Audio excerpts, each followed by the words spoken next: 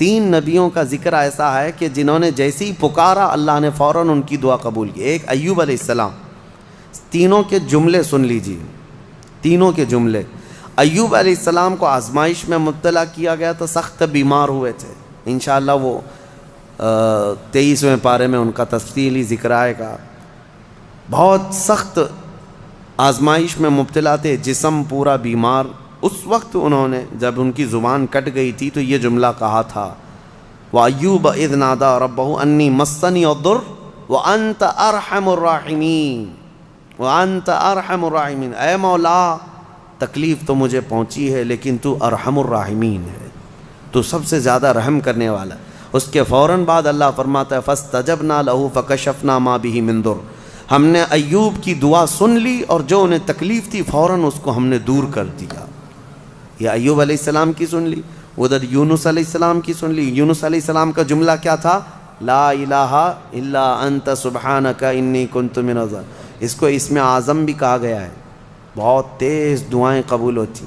تیسرے نبی کا ذکر ہے حضرت زکریہ علیہ السلام. اولاد نہیں تھی, بڑھاپا آ گیا تھا, تب انہوں نے یہ کہا تھا ربی لا تذرنی فردا وانت خیر الوارثین. اے میرے رب مجھے تنہا مت چھوڑ, مجھے اکیلا مت رکھ, تو بہترین, تو خیر الوارثین ہے, بہتر وارث دینے والا ہے, سب کا بہترین وارث تو ہی ہے. تو یہ دعا حضرت زکریہ علیہ السلام کی اللہ کو پسند آئی. اے اللہ مجھے اکیلا مت چھوڑ, تو خیر الوارثین ہے. اللہ فرماتا ہے فاستجبنا لہ ووہبنا لہ یحییٰ. ہم نے زکریہ کی دعا سن لی اور فوراً ان کو یحییٰ علیہ السلام کی شکل میں بیٹا عطا کیا.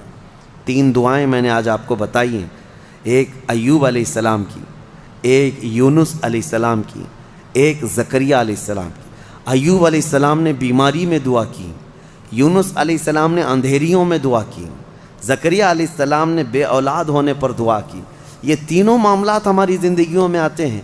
کوئی بے اولاد ہے, کوئی پریشان حال ہے اور کوئی بیمار ہے.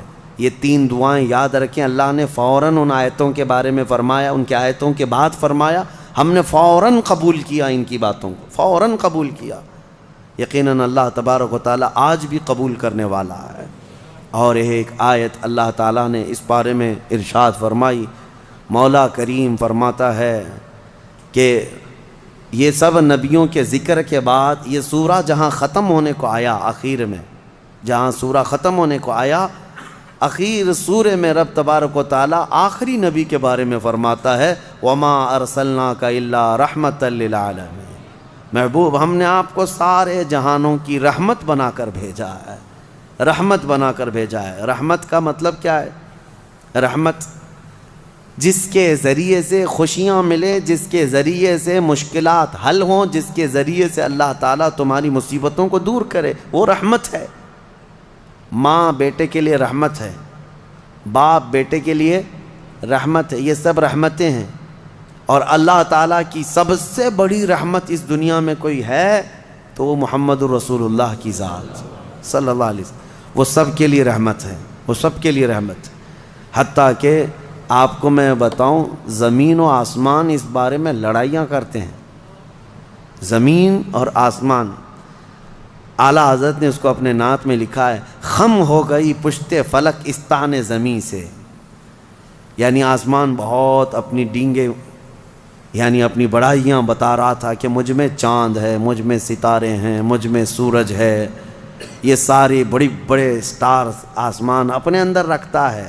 تو زمین نے ایک ہی تانا دیا تھا, ایک تانا دیا تھا. اعلیٰ حضرت فرماتے ہیں خم ہو گئی پشت فلک, یعنی آسمان کی پیٹھ جھک گئی اس تانے زمین سے, زمین کے اس تانے کو سن کر. خم ہو گئی پشت فلک اس تانے زمین سے, سن ہم پہ وہ سرور دو عالم ہے, وہ رتبہ ہے ہمارا. ہمارے اوپر تو چاند سورج ستارے جس سے فیض پاتے ہیں وہ محمد الرسول اللہ زمین میں ہے.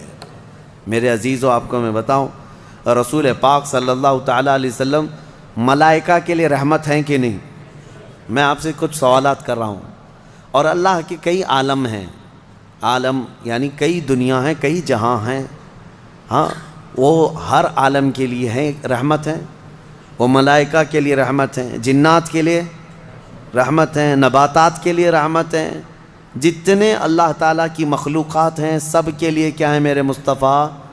رحمت ہیں۔ شاعر نے بڑے اچھے انداز میں کہا ہے وہ ہر عالم کی رحمت ہیں، کسی عالم میں رہ جاتے یا ان کی مہربانی ہے کہ یہ عالم پسند آیا، یا ان کی مہربانی ہے کہ یہ عالم پسند آیا۔ میرے عزیزو، یہ قربان جاؤ میرے مصطفیٰ کریم کے اس روئے زمین پر کہ آقا ہمارے درمیان میں ہے، ورنہ وہ ملائے اعلیٰ میں رہتے، وہ فرشتوں کے درمیان رہتے، وہ جنتی حوروں کے درمیان رہتے، لیکن مولا رسول کریم صلی اللہ تعالیٰ علیہ وسلم کو ہمارے درمیان میں رکھا۔ یہ حضور کی اپنی پسند تھی اپنی امت کے ساتھ رہنے۔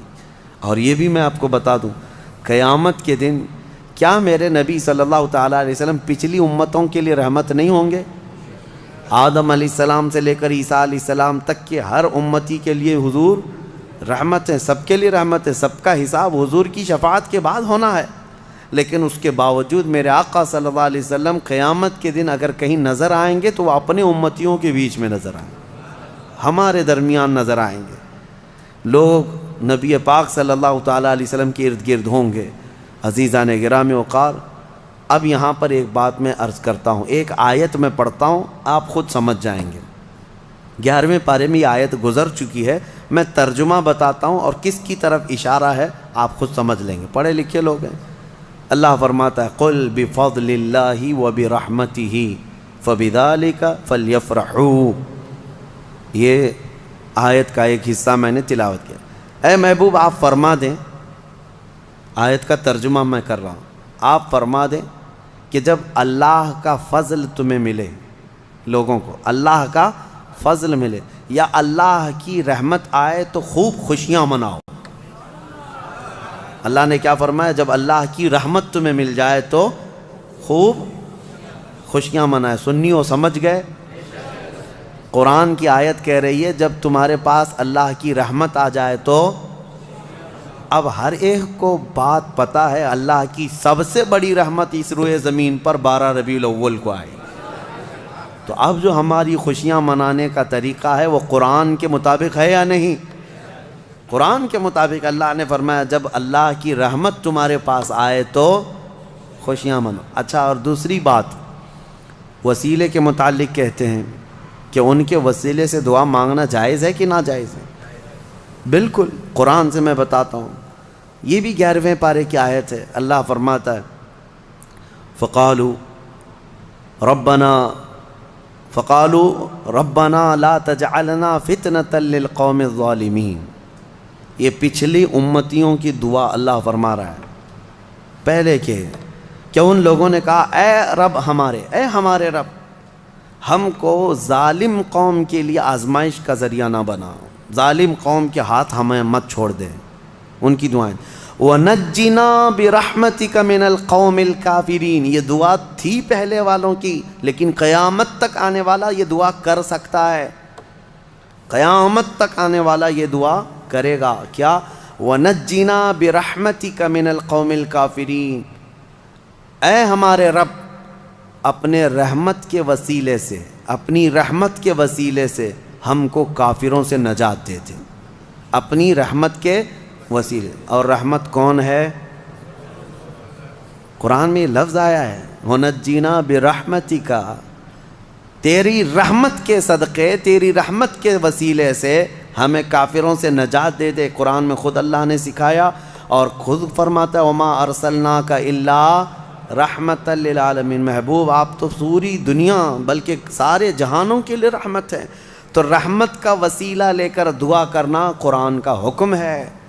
بہرحال نبی پاک صلی اللہ تعالیٰ علیہ وسلم رحمت للعالمین ہیں، جو نہ سمجھ سکے وہ اس کی خام خیالی ہے، بد نصیبی ہے، لیکن الحمدللہ میرے مصطفیٰ اس روئے زمین کے لیے بھی رحمت ہیں اور قیامت کے دن کے لیے بھی ہمارے لیے رحمت ہے۔